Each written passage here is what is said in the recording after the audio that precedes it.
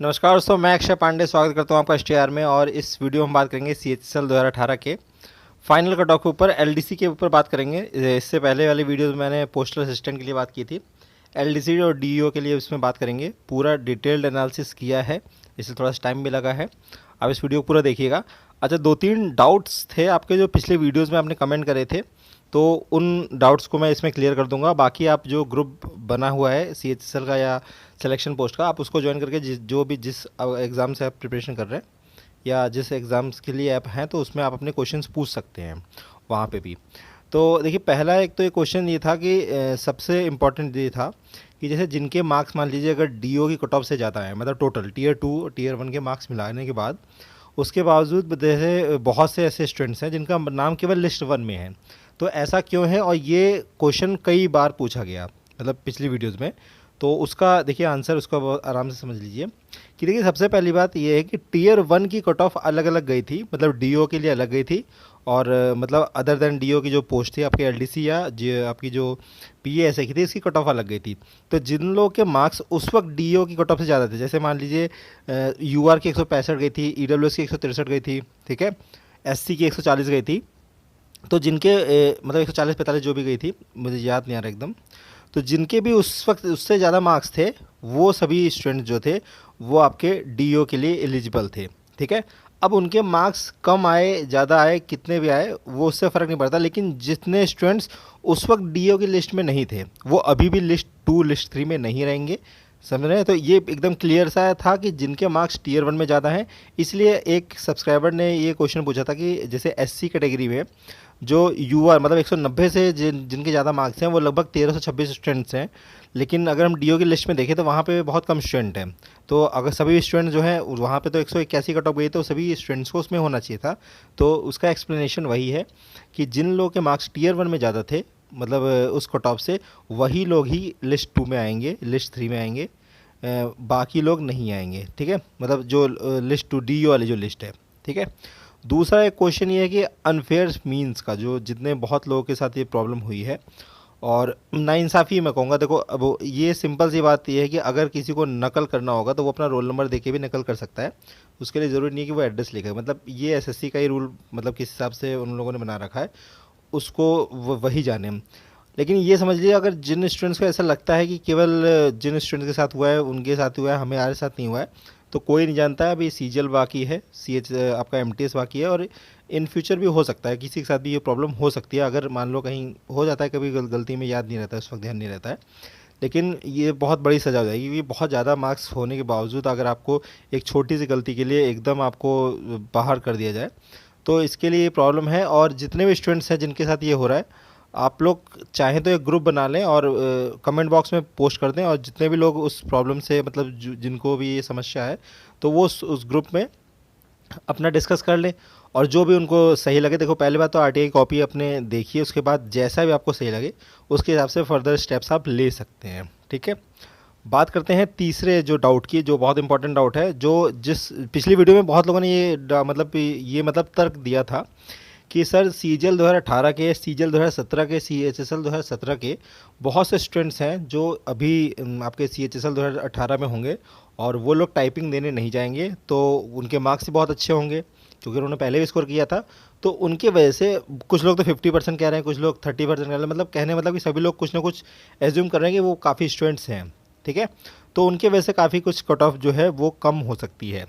तो देखो, जो मेरा एक वैसे ओपिनियन है, जितने लोगों को मैं जानता हूँ जो 17 वाले हैं या 18 वाले हैं, मैंने आज तक किसी बच्चों को ये मतलब बच्चे सोचते हैं कि ये ऐसा करें, लेकिन मैंने देखा नहीं जल्दी किसी को कोई छोड़ता हुआ है एग्ज़ाम। अभी भी ये जो सीएचएसएल 2018 वाले बच्चे हैं, यानी जो आप लोग हैं, आप लोग खुद अपना दिल पे हाथ हाथ रख के बताइए कितने लोग एमटीएस की डीबी में नहीं जाएंगे। लोग भी बहुत लोगों का भला कर सकते हो, लेकिन बहुत लोग नहीं करेंगे, क्योंकि अधिकतर लोग अपने पास ज़्यादा से ज़्यादा ऑप्शन रखना चाहते हैं। अब मैं इसमें किसी को गलत नहीं कह रहा हूँ, यही रूल है, मतलब इसी तरीके से चल रहा है। अब सीजीएल 2017 वाले देखो, बहुत से स्टूडेंट जो हैं सीजीएल 2017 वाले सीएचएसएल 2017 में उन्होंने फॉर्म फिल किया था, ठीक है। तो सीएचएसएल 2017 में तो सीजीएल 2017 वाले बहुत हैं, लेकिन सीएचएसएल 2018 में सीजीएल 2017 वाले बहुत है, ये कहना गलत होगा, क्योंकि सीजीएल 2017 वाले सीएचएसएल 2018 में ज़्यादा नहीं है, सीएचएसएल 2017 में ज़्यादा है, ठीक है। तो बहुत कम परसेंटेज है, और वो मतलब ये कह सकते हो आप थोड़ी बहुत परसेंटेज है, ठीक है।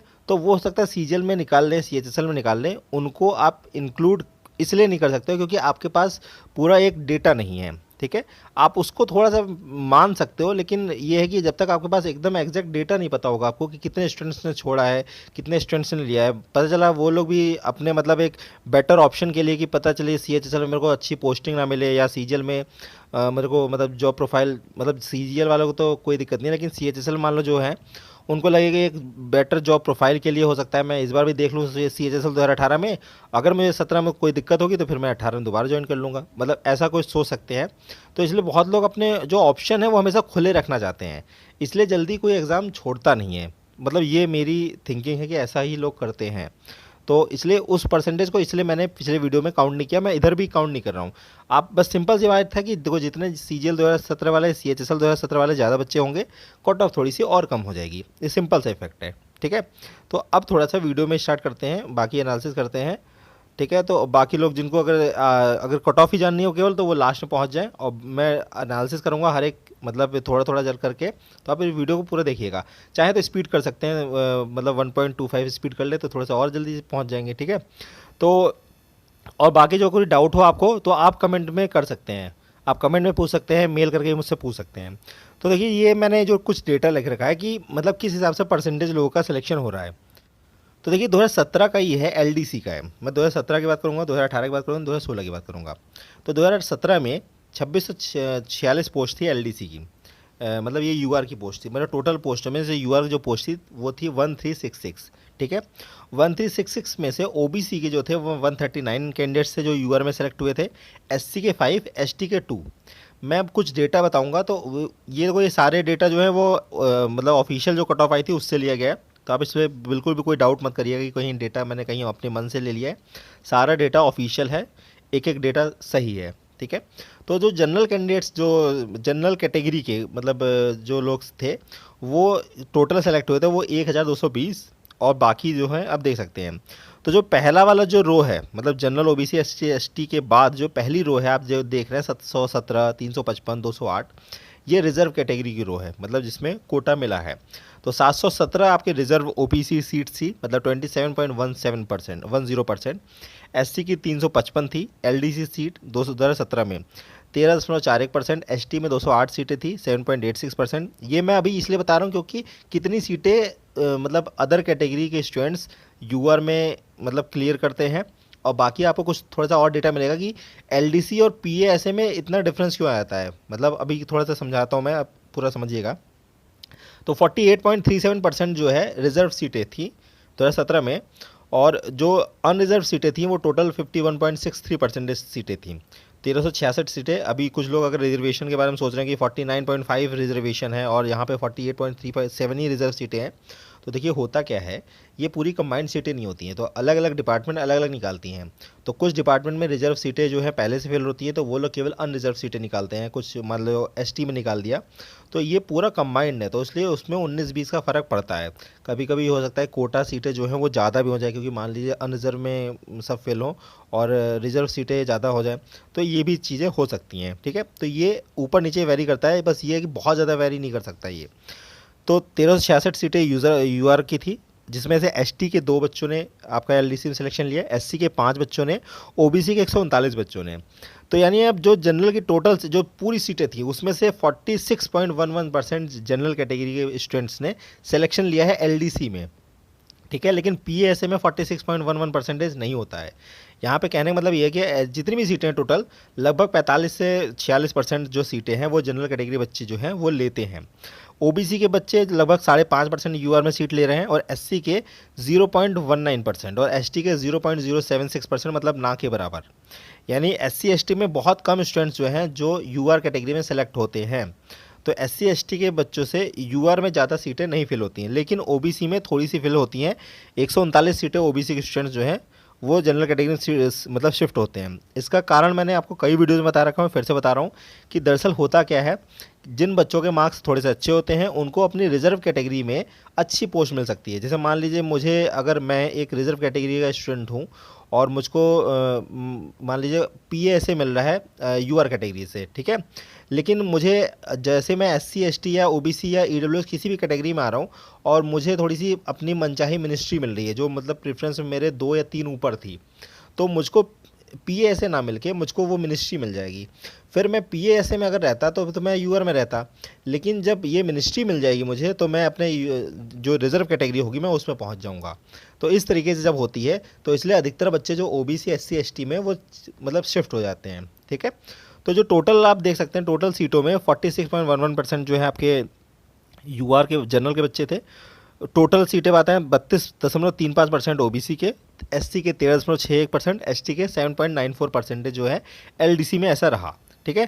2016 की बात करें, देखिए थोड़ा सा अगर आपको बोरिंग लग रहा हो तो इसको आप आगे बढ़ा सकते हैं, इसमें मैं थोड़ा सा एनालिसिस करूंगा, इसका इफेक्ट अभी आगे पड़ेगा इसलिए मैं बता रहा हूँ। वीडियो बढ़ाने का कोई भी मेरा मतलब ऐसा मकसद नहीं है, तो आप इसको देखिएगा पूरा। देखिए एलडीसी में क्या है, 2878 एलडीसी की सीटें थी 2016 में, जिसमें यूआर के 1473 स्टूडेंट्स जो थे, जिसमें से 1473 में ओबीसी के 230 स्टूडेंट थे, एससी के 7, एसटी के 1, जो ये वो स्टूडेंट है जो यूआर कैटेगरी में सेलेक्ट होते हैं। तो अगर प्योर जनरल कैटेगरी के बच्चों की बात करें, 1235 मतलब जनरल कैटेगरी के स्टूडेंट्स थे। तो ओबीसी की 743 रिजर्व सीटें थी, जिसमें से 25.82% जो है उनका रिजर्वेशन था, ठीक है। एससी की 421 सीटें थी, 14.63%, एसटी में 241 सीटें, 8.37%, मतलब 48.82% जो सीटें थी वो रिजर्व थी।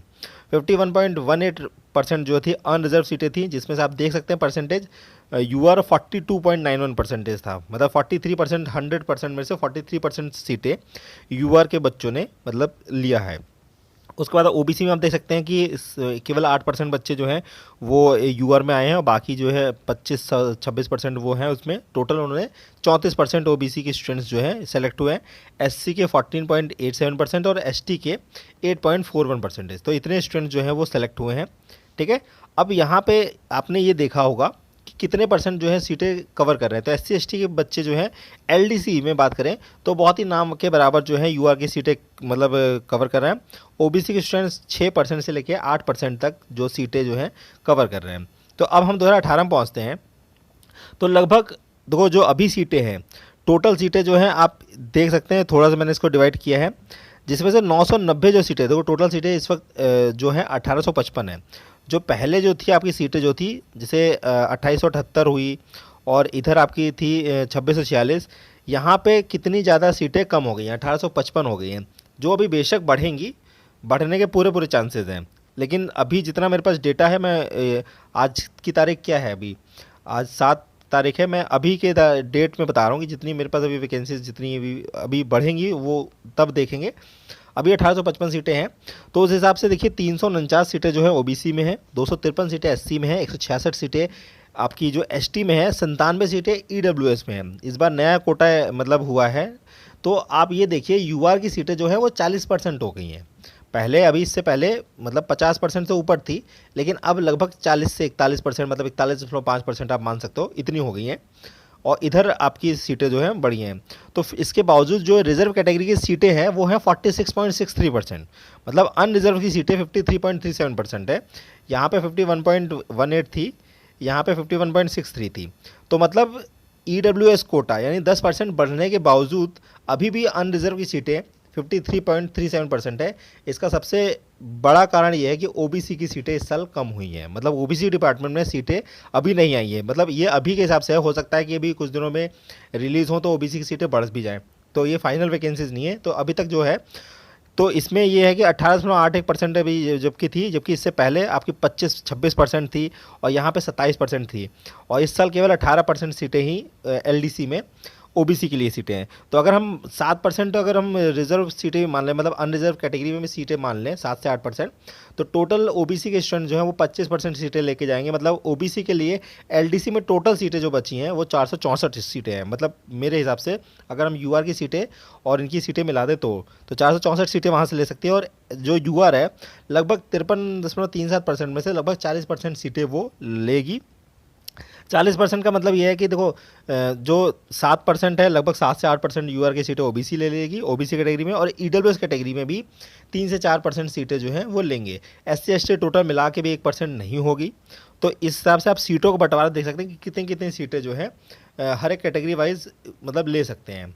ठीक है, तो ये बात हुई एलडीसी की। जरा पीएसए की मैंने पिछले बार में थोड़ा सा एनालिसिस किया था, लेकिन मैंने नहीं बताया था, तो आप डेटा देख लीजिएगा। मैं सीधे मतलब फाइनल डेटा पे आता हूँ। तो फाइनल डेटा ये है कि आपका वहाँ पे आपने देखा कि 7 से 8% ही ओबीसी के बच्चे जो हैं वो वहाँ पे सीटें ले रहे थे। लेकिन अब पीएसए में क्या है, पीएसए में बहुत ज़्यादा पोस्ट नहीं है, समझ रहे हैं। तो होता क्या है कि इसमें मान लीजिए अगर मैं ओबीसी कैटेगरी का हूँ और मैंने प्रेफरेंस भरी थी और मुझको मान लो पीएसए मिल रहा है, ठीक है, और पीएसए मिल रहा है, तो अगर मेरे नंबर थोड़े से ज़्यादा भी हो रहे हैं तो भी मेरे को पीएसए ही मिल पाएगा, क्योंकि इसकी रेंज बहुत ज़्यादा हो जाती है। जैसे कि ये मान लीजिए कि 209 मेरे नंबर आ रहे थे, जैसे पिछली बार 209.5 गई थी कट ऑफ मेरे ख्याल से, तो 209.5 गई थी, तो 209.5 से 218 तक के बीच में ये सारे पीएसए वाले ही थे। तो अगर आपके 209.5 थे या 211 थे, 212 थे, 213 थे, आप कैटेगरी में ही रहोगे। ठीक है, तो कैटेगरी में रहने से बेहतर है कि यूआर सीट ले लो। जब आप सेम दोनों की कट ऑफ क्लियर कर रहे हो तो उस टाइम पे आप यूआर की सीट ले लोगे। तो इसलिए इसमें ज़्यादा पोस्ट नहीं है, आप कोई पोस्ट चेंज ही नहीं कर पाओगे, क्योंकि रेंज में बिल्कुल बगल वाले में कोई नंबर में और कोई पोस्ट है ही नहीं। तो इसलिए यहाँ पे ओबीसी की परसेंटेज यहाँ पे ज़्यादा बढ़ जाती है। तो 22% सीटें तो रिजर्व थी, लेकिन 17.5% सीटें जो है ओबीसी के स्टूडेंट्स यूआर में लेते हैं, और टोटल जो सीटें 2017 में ली है उन लोगों ने 39.32%, 1267 सीटें पे ओबीसी के स्टूडेंट्स मतलब सेलेक्ट होते हैं। और जनरल कैटेगरी 1272 सीटें, मतलब लगभग 40% सीटें आप मान सकते हो कि जनरल ओबीसी पीएसए में होते हैं। लेकिन एलडीसी में ऐसा नहीं है। ठीक है, ये बाकायदा मैं बता रहा हूँ कि जो पिछले साल के डेटा है मैं उनसे बता रहा हूँ आपको। एससी में आप देख सकते हैं कि एससी में यहाँ पे लगभग 1.5% सीटें और बढ़ाती है, मतलब एससी कैटेगरी में, और लगभग 15% सीटें जो है एससी कैटेगरी में मिल जाती है। एसटी की बात करें तो एसटी में वहाँ यहाँ पे भी वही हाल है, नंबर ज़्यादा नहीं है बच्चों के, तो यूआर कैटेगरी में जल्दी सेलेक्ट नहीं होते हैं स्टूडेंट्स। तो मेन 6.27% जो है स्टूडेंट जो हैं। अब बात करते हैं 2016 की। तो 2016 में भी आप देख सकते हैं 37.09% जो है आपके यूआर कैटेगरी के बच्चे थे जो जनरल कैटेगरी के, और ओबीसी कैटेगरी के बच्चे जो थे वो टोटल मिला के 40.24% जो है वो सीटें उन्होंने ले ली। मतलब ओबीसी में अनरिजर्व कैटेगरी में भी अच्छे स्टूडेंट्स थे, तो यहाँ पे परसेंटेज जो है जनरल कैटेगरी से भी बढ़ गई है। एससी में लगभग 15.296% बच्चों ने मतलब सीटें ली हैं, और एसटी की बात करें तो 7.37%, जिसमें से 7.19% उनकी रिजर्व थी और 0.18 जो है वो बढ़ी हैं। ठीक है, आप वैकेंसीज देख सकते हैं, वैकेंसीज आपकी 3295 थी और इधर 3222 थी। तो यहाँ पे देखो 3222 थी और 2646 वैकेंसीज उधर थी, यानी ज़्यादा अंतर नहीं था। ठीक है, लेकिन 2646 में से लगभग 600 वैकेंसी तो बीआरओ की थी, तो लगभग आप 2000 ही मानो उसे, तभी बीआरओ कट ऑफ काफ़ी कम गई थी। यहाँ पे आप बात करते हैं 2018 की। 2018 में 3880 वैकेंसीज हैं, अभी वहाँ पे 1855 है, यानी पीएएसए की वैकेंसीज दोगुनी है। अगर यहाँ पे पीएएसए की जैसे यहाँ पे 3880 है, और अगर एलडीसी की 3000 वैकेंसीज होती तो मैं ये कह सकता था कि एलडीसी की कट ऑफ पीएएसए से कम जाएगी। लेकिन यहाँ पे क्या है, पीएएसए की वैकेंसीज जो है वो एलडीसी की दोगुनी वैकेंसीज हैं। इसका मतलब ये है कि पीएसए की कट ऑफ जो है वो एलडीसी की सारे पोस्टों से कम ही जाने वाली है, या तो एलडीसी की कोई पोस्ट हो सकता है तो लगभग इसके बराबर आ सकती है, लेकिन ये है कि पीएसए जो है सबसे कम रहेगी, लोवेस्ट। अब इसमें क्या है, 630 सीटें जो हैं ओबीसी की हैं। ओबीसी की यहाँ पे देखो 17% सीटें हैं, यानी ओबीसी की सीटें यहाँ पे भी कम हुई हैं। एससी की सीटें जो हैं 574 हैं, 15% है। अच्छा, कोई जातिगत या कैटेगरी वाइज कोई बातें मत लिखिएगा, उससे फिर क्या है द्वेष उत्पन्न होगा। एसटी की बात करें 312 है, 8% सीटें। ईडब्ल्यूएस की 365 है, 9.41%, यानी अभी भी जो रिजर्व सीटें हैं वो 48.48% है, अनरिजर्व सीटें जो है 51.52% है। तो अब मेन 51.52% है, इसमें 1999 सीटों में से कितने कितने परसेंटेज जो है सेलेक्ट होते हैं उस पर बहुत इफेक्ट करेगा। यहाँ पे भी मैं लिख सकता था, लेकिन मैंने लिखा नहीं। देखो लगभग अगर मैं 17% यहाँ पे सीटें जोड़ूँ तो 17% मुझे नहीं लगता, क्योंकि तो जब जब रिजर्व कैटेगरी में सीटें कम होंगी, ठीक है, तो कट ऑफ इधर बढ़ जाती है। तो जब कट ऑफ ओबीसी या एससी कैटेगरी की सीटें जब कट ऑफ बढ़ जाएगी तो वो फिर अनरिजर्व में ही कम पहुँचेंगी, क्योंकि फिर होता क्या है कि यूआर और ओबीसी में डिफरेंस ही कम होगा। तो बहुत कम बच्चे जो हैं वो यूआर में सेलेक्ट होते हैं, बाकी सब ओबीसी में आ जाते हैं। तो यहाँ पे इसलिए केवल मैं ये कहूँगी यूआर में भी बहुत बच्चे ज़्यादा सेलेक्ट हो जाएंगे, तो ऐसा भी नहीं होगा कि यूआर में भी 17% ये हो जाएंगे, क्योंकि इस बार क्या है, ईडब्ल्यूएस भी एक अलग कोटा है, ठीक है। ईडब्ल्यूएस में 10% सीटें रिजर्व हैं जो जनरल कैटेगरी बच्चों के लिए है। तो इसलिए अगर हम टोटल माने तो general plus EWS general category के बच्चे हैं, तो इसलिए थोड़ा सा यहाँ पे मतलब आप ये समझ सकते हैं कि ओबीसी के बच्चे कम सेलेक्ट होंगे, क्योंकि ओबीसी की वैकेंसीज ही कम हो गई हैं। आप देख सकते हैं 17% वैकेंसीज थी, जबकि इससे पहले 23% वैकेंसीज थी, उससे पहले वो लगभग 22% है। तो यहाँ पे अभी 16-17% कम है, जबकि ईडब्ल्यूएस की 10% सीटें अभी बढ़ी हैं उसके बावजूद, ठीक है। तब भी यूआर की सीटें 52% है। तो यूआर बच्चों के लिए, यूआर के स्टूडेंट्स के लिए मतलब ईडब्ल्यूएस के आने के बावजूद सीटें कम नहीं हुई हैं, सीटें हैं, मतलब ठीक ठाक पर्याप्त हैं। तो आपको मतलब फेयर चांसेस हैं अभी भी। तो अब हम बात करते हैं कि जो 2018 का जो थोड़ा सा मैंने डेटा जो लिया है। अच्छा, एक और बात कर लेते हैं कि देखो अभी जितने भी बच्चे हैं, जितने बच्चे सेलेक्ट हो रहे हैं, हमें नहीं पता कि कितने बच्चे जो हैं टाइपिंग क्लियर करेंगे। मतलब अब कुछ लोग 50% कहते हैं, कुछ लोग 60% कहते हैं, कुछ लोग 70%, मतलब जिस हिसाब से कहते हैं। अभी जैसे पता चला है कि अप्रैल के स्टार्टिंग में ही आपकी टाइपिंग होने के चांसेस हैं। तो मतलब अप्रैल की स्टार्टिंग में हो जाएगा, लगभग 5-10 अप्रैल तक मतलब स्टार्टिंग में हो जाएगा, क्योंकि उसके बाद आपकी सीपीओ का फिजिकल भी होने वाला है। तो ये पूरा स्टार्ट हो जाएगा स्टार्टिंग में ही, मतलब जैसे ही आपका सीएचएसएल का एग्ज़ाम खत्म होगा 2019 वाला, उसके बाद 18 की टाइपिंग स्टार्ट हो जाएगी कुछ दिनों में ही, मतलब कुछ दिनों के गैप के बाद। तो अब यहाँ पे समझिए कि पीएएसए की जो वैकेंसीज है, मैं जनरल कैटेगरी बात करूँ तो 22 बच्चे जो थे जिनके मार्क्स 252.06 से ज़्यादा हैं, मैं मान के चलता हूँ कि सभी बच्चों की टाइपिंग क्लियर हो रही, मतलब 100%। अभी मतलब आप समझिएगा 100% मान के चलते हैं। इसके बाद हम फेल करेंगे लोगों को कि कितने कितने बच्चे फेल हो गए, ठीक है। अच्छा, 22 बच्चों के मार्क्स जो है 252.06 से ऊपर हैं। 277 जनरल कैटेगरी बच्चे जो हैं जिनके मार्क्स 223.60 से 252.06 के बीच में हैं। 5277 बच्चों के मार्क्स जो हैं वो 190.33 से 223.60 के बीच में हैं। 5576 बच्चों के मार्क्स जो हैं वो 190.33 से 252.06 के प्लस में हैं, ठीक है। तो अब यहाँ पे समझिए कि देखो, एक तो आपको ये तो क्लियर होगा कि सीजल 2018 वाले बच्चे जो हैं वो सीएचएसएल 2018 वाले कुछ नहीं छोड़ने वाले हैं, वो सब कुछ पूरा देंगे। और जो सीएचएसएल 2017 वाले हैं वो भी मुझे नहीं लगता कि छोड़ने वाले हैं। केवल एग्ज़ाम टाइपिंग का वही छोड़ेंगे जो सीजीएल 2017 वाले स्टूडेंट्स हैं, जिनकी पोस्ट जो है 2800 ग्रेड पे से ऊपर है। वरना जो 2400 वाले होंगे वो भी एक बार सोचेंगे अगर उनके डीओ बन रही होगी तो, ठीक है। तो अब ये समझिए पीएससी की वैकेंसी है 1999 है, एलडीसी की 990 है, डीओ की 24 है। टोटल वैकेंसी 3013 है, और 190 से ऊपर जो बच्चे हैं जनरल कैटेगरी के वो 5576 हैं। और मैंने बताया कि ये 3013 ये हैं, ये यूआर की सीटें हैं, जिसमें अभी ओबीसी के बच्चे भी आएंगे, एससी के बच्चे भी आएंगे, एसटी के। तो एससी एसटी के बच्चे बहुत नाम मात्र के हैं, लगभग आप 150 बच्चे या 200 बच्चे मान सकते हो ओबीसी के। यानी लगभग आप मान सकते हो कि 2700 से 2800 सीटें जनरल कैटेगरी बच्चों के लिए, यानी ये 5576 जो बच्चे हैं उनके लिए लगभग 2800 सीटें हैं। एलडीसी की बात करें, मतलब एलडीसी पीए ऐसे तीनों की वैकेंसी मिलाते हैं। क्योंकि अब इसमें मतलब मैं इसमें टोटल इसलिए नहीं कहूँगा, थोड़ा सा मैं गलती कर दिया। इसमें क्या है, मैं टोटल की मैं बात कर रहा हूँ। इसमें क्या है, पीएसए में 500 बच्चे लगभग, एलडीसी में लगभग 200 बच्चे, ठीक है। और डीओ में तो आप मान सकते हो थोड़ा थोड़ा 1-2 ही मतलब है, एससी एसटी के तो 0 हैं, ओबीसी के बच्चे मतलब लगभग आप 25% मान सकते हो। तो लगभग 3013 में 2500 वैकेंसीज आपके यूआर के बच्चों के लिए, जनरल कैटेगरी बच्चों के लिए 2500 वैकेंसीज हैं। और जो इससे पहले मैं बता रहा था वो एलडीसी के लिए ऐसा हो सकता है, जैसे 990 में है तो एलडीसी में हो सकता है कि 900 सीटें बचे, लेकिन पीएसए में काफ़ी बच्चे स्टूडेंट्स मतलब ओबीसी कैटेगरी के, ईडब्ल्यूएस कैटेगरी के भी बच्चे सेलेक्ट होंगे। तो लगभग आप मान सकते हो 2500-2400 सीटें आपके यूआर के बच्चों के लिए होगा, लगभग 5576 बच्चों के लिए 2400 सीटें। तो अब मैं मान के चलता हूँ इसमें से 5576 में से अगर मान लीजिए 4000 बच्चे भी पास होते हैं या 3500 बच्चे भी पास होते हैं, ठीक है। तो अब ये डिपेंड करता है कि उनके मार्क्स किस हिसाब से हों।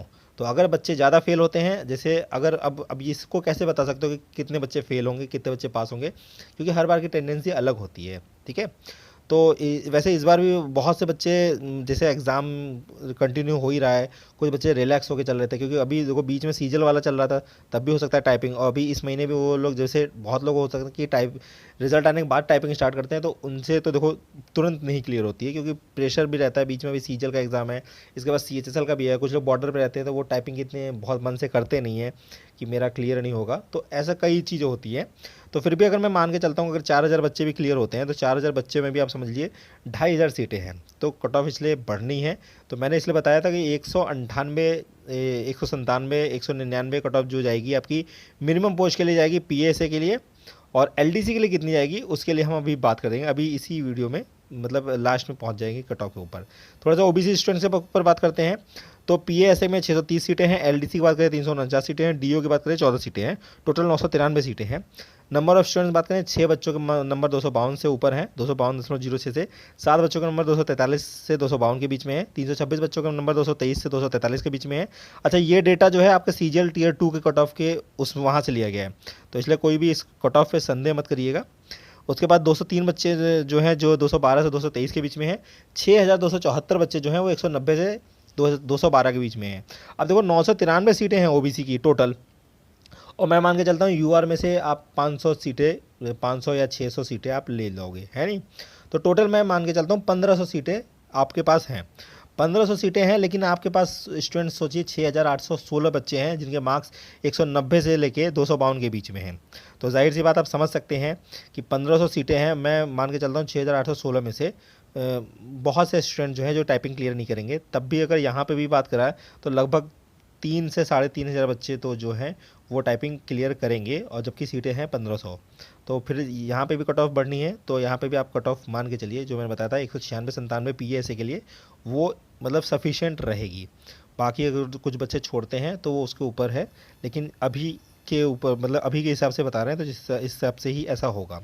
उसके बाद बात करते हैं PASA की, तो EWS कैंडिडेट्स के लिए तो 365 PASA में सीटें हैं, LDC के 97 है, DO में 5 है, 467 सीटें हैं टोटल। 155 से बच्चे जो हैं जो 223 से ऊपर हैं, 66 बच्चे जो हैं 215.89 से 223.60 के बीच में हैं, और 3,286 बच्चों के मार्क्स जो है 190 से लेके ऊपर हैं, और 215.89 के बीच में हैं, 3,507 हैं। ठीक है, तो 467 सीटें हैं टोटल, और मैं मान के चलता हूँ इसमें भी लगभग 150 या 200 या 300 बच्चे, 200 मान के चलो, 200 या 250 बच्चे जो हैं वो UR की सीटें भी लेके जाएंगे। 200 सीटें तो ले जा सकते हैं, तो लगभग आप मान सकते हो 600 से 700 सीटें EWS के लिए। 3507 बच्चे हैं, लेकिन तब भी 2,000 बच्चे तो लगभग टाइपिंग क्लियर करेंगे, 2 या 1500 या 2,000 बच्चे टाइपिंग क्लियर करेंगे। तो 1,500 या उसमें से बहुत से बच्चे जो हैं UR में सेलेक्ट होते हैं। तो अगर हम इसमें 3507 में से अगर मान के चलते हैं कि 1,500 बच्चे भी सेलेक्ट होते हैं, तो थोड़ी सी कट ऑफ जो है इसकी बढ़ेगी। तो इसलिए जो मैंने बताया 190.33 है, तो 192-93, देखो यहाँ पे जो 192-93 194 यहाँ पे बहुत बड़ा क्लस्टर होता है, मतलब एक एक नंबर में कम से कम हज़ार बच्चे आ जाते हैं कभी कभी। मतलब मैं CGL की बात करूँ, यहाँ पे तब भी बहुत बच्चे ज़्यादा नहीं है, तब भी आप 0.5 0.25 उसमें भी आपको मिल जाएंगे 100 बच्चे। इतना डिफरेंस होता है जब कट ऑफ से एकदम पास में बात करें। ठीक है, तो इसलिए इसकी कट ऑफ जो है 193-94 192-93 इस हिसाब से जा सकती है। तो अब हम अगर मैंने SC ST की क्यों नहीं बात की, तो SC ST डेटा में थोड़ा सा वही है ना कि आप एकदम क्लियर नहीं कर सकते हो, क्योंकि आप वो मैंने जो आपको स्टार्टिंग में बताया कि उसमें DO वाले में ही जो आपकी SC की कट ऑफ गई है वो 181 गई है, जबकि यहाँ पे 190 से ऊपर जो है 7,000 बच्चे हैं, तो इसलिए वहाँ पे पूरा डेटा एकदम क्लियर नहीं हो पा रहा था। इसलिए मैंने SC ST का यहाँ पे एनालिसिस नहीं किया है, मैंने कोई भेदभाव नहीं किया है, इसलिए आप बिल्कुल निश्चिंत रहिएगा। कट ऑफ की बात करते हैं LDC के मिनिमम पोस्ट के लिए, तो देखो मिनिमम कट ऑफ मैंने 2016 का भी एनालिसिस किया, उसके लिए वैसे डेटा बहुत है, अगर मतलब बनाना चाहें तो मतलब एक आध घंटा तक बोलते रहेंगे, काफ़ी कुछ है, लेकिन आप अभी समझिएगा। तो देखो जो इस साल मुझे लगता है जो सबसे कम जाएगी LDC की पोस्ट के लिए कट ऑफ, वो ministry of defence arm force headquarter, इसकी या तो IHQ MOD जो नेवी वाली पोस्ट है इसकी जा सकती है। इन दोनों पोस्टों में से किसी एक की सबसे कम कट ऑफ जाएगी, लेकिन वो कट ऑफ जो है वो काफ़ी अंतर रहेगा PASA से, क्योंकि PASA की वैकेंसी इस साल LDC की वैकेंसी से दोगुनी है, और PASA में जो है आपको होम पोस्टिंग मिलती है, लेकिन MD जो आपकी LDC की पोस्ट है उसमें थोड़ा सा कल्चर ठीक है, वर्क कल्चर सही है, जॉब प्रोफाइल सही है, मिनिस्ट्रीज़ में है, दिल्ली में पोस्टिंग मिल जाती है, मतलब अधिकतर केसेस में, तो बहुत लोग उसको प्रेफर करते हैं। तो तब भी आप देखिए जो मुझे लगता है जो सबसे कम कट ऑफ जाने के चांसेस है वो यूआर की जाएगी एलडीसी की पोस्ट के लिए 205 +-2, मतलब 203, 204, 205, 206 इस हिसाब से इस रेंज में जाएगी। ओबीसी की बात करें 201 +-2, एससी की बात करें 187 +-2, एसटी की बात करें 174 +-2। एससी एसटी की देखो थोड़ी सी कट ऑफ कम भी जा सकती है, क्योंकि ये डिपेंड करता है कि स्टूडेंट्स के मार्क्स कैसे हैं, ठीक है। तो बहुत हो सकता है मैं क्लियर ना हूँ, हो सकता है 1-2 नंबर कम भी चले जाए, कोई दिक्कत नहीं है। एससी एसटी की ईडब्ल्यूएस की बात करें तो 195 +-2 इस हिसाब से। अच्छा, ईडब्ल्यूएस की मैंने ज़्यादा बढ़ाई नहीं, क्योंकि मैंने वहाँ पे आपकी पीएसए में 192 193 का ही है, जबकि ईडब्ल्यूएस की मैंने यहाँ पे 195 कही है। इसका मेन कारण क्या है कि ईडब्ल्यूएस में देखो अधिकतर डिपार्टमेंट वैकेंसीज नहीं है एलडीसी में, और जो 1-2 डिपार्टमेंट में है वहाँ पे ही 24-24, 25-25 या 14-14 वैकेंसीज है, और वो डिपार्टमेंट मुझे लगता है बहुत लोग प्रेफर नहीं करेंगे और वो पीएसए में जाना चाहेंगे। तो इसलिए ईडब्ल्यूएस की कट ऑफ जो है मुझे लगता है 195 196 जा सकती है। और अभी देखो बहुत हद तक डिपेंड करता है कि कितने बच्चों का जो है टाइपिंग क्लियर होती है। अगर आपके पास कोई ऐसा डेटा हो लास्ट ईयर कितने परसेंट बच्चों की टाइपिंग क्लियर हुई थी, तो मुझे आप ज़रूर मतलब सेंड करिएगा, क्योंकि उससे काफ़ी कुछ एनालिसिस और अच्छा हो जाएगा। और बाकी जो कुछ क्वेश्चंस हैं आपके, वो मुझसे बिल्कुल पूछिए आप, और मैं कोशिश करूँगा कि आपकी जो भी प्रॉब्लम हो उसको मैं सॉल्व करूँ, ठीक है। तो बहुत बहुत धन्यवाद इस वीडियो को देखने के लिए।